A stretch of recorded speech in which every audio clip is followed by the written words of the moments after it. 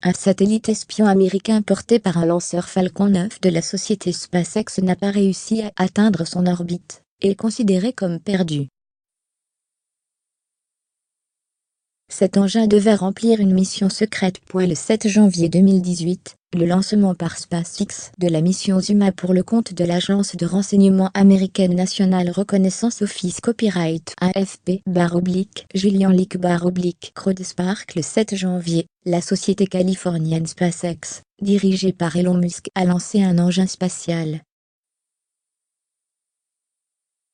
La fusée Falcon 9 a décollé de Cap Canaveral en Floride à 20h heure locale, 1h GMT, comme en témoignent les images en direct retransmises par SpaceX.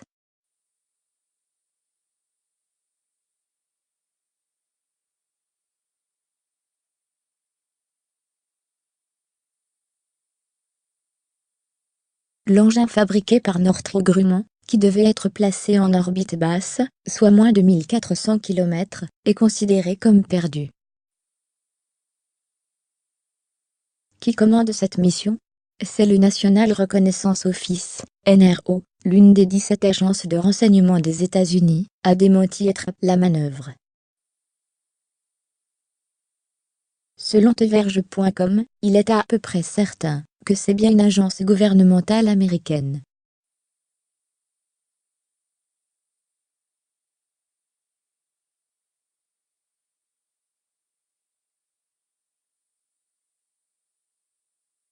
SpaceX a déjà opéré un lancement secret pour le NRO en mai dernier. L'agence n'avait pas hésité à revendiquer sa participation.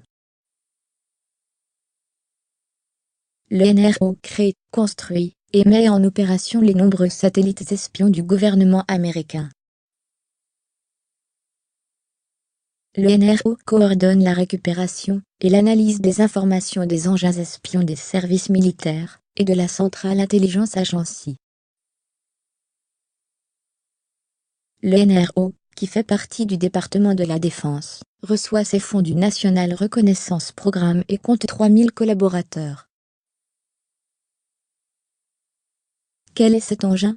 La charge utile de la mission Zuma, commandée à Northrop Grumman, reste mystérieuse.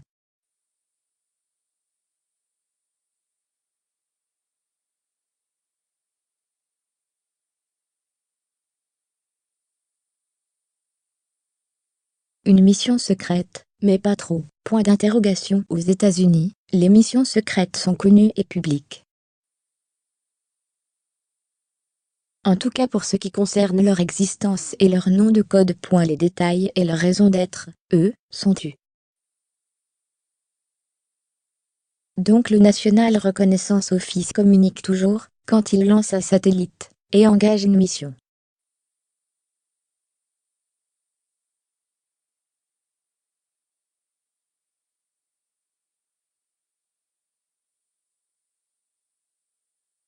Ces missions étaient également secrètes, et non revendiquées par une entité gouvernementale.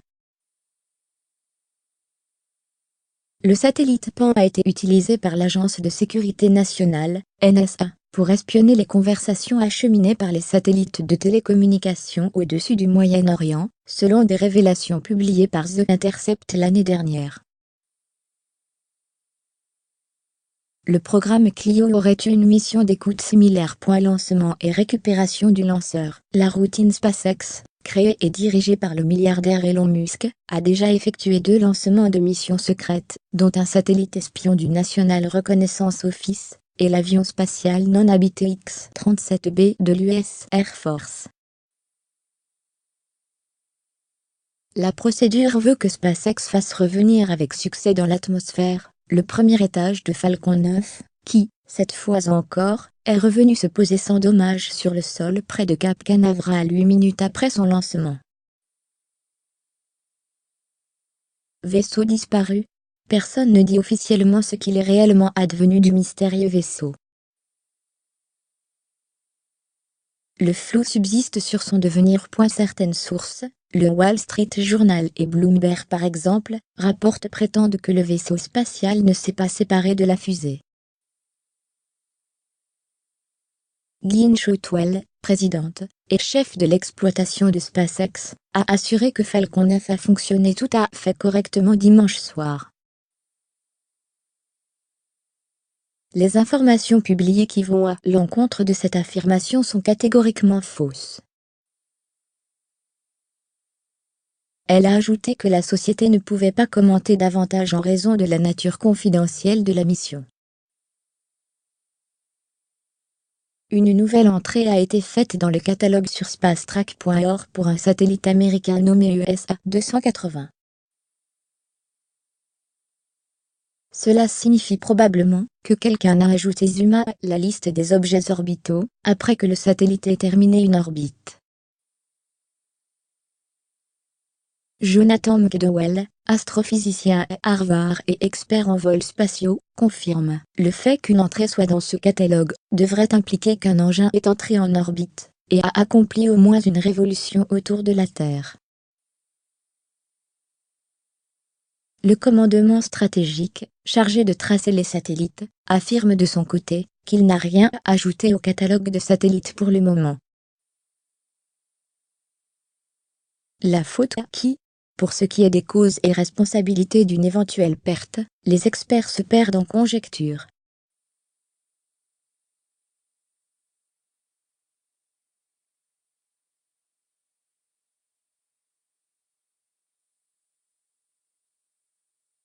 L'industriel de l'aéronautique et de l'espace se refuse lui aussi à tout commentaire en raison du caractère confidentiel de la mission. Autre hypothèse, le satellite a été déployé sur une orbite plus basse que prévu et a été entraîné vers la Terre. Ou un dysfonctionnement l'a accidentellement mis en route vers la planète bleue. Ou encore le vaisseau spatial est toujours là-haut, mais ne répond pas.